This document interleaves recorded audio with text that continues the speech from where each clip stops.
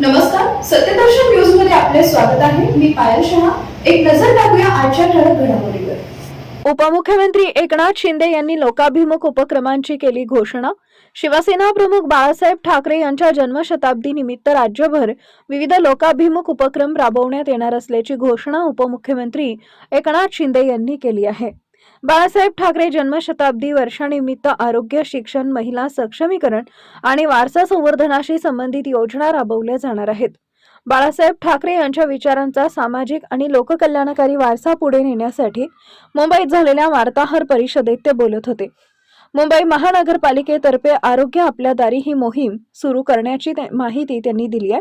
यासोबतच गड किल्ल्यांच्या स्वच्छता व संवर्धनासाठी स्वयंसेवी संस्थांना मानधन, शाळांचा दर्जा वाढवण्यासाठी स्पर्धा व विशेष पारितोषिके तसेच महिला बचत गटांच्या सक्षमीकरणासाठी अनुदान देण्यात येणार आहे, असं शिंदे यांनी स्पष्ट केलं आहे.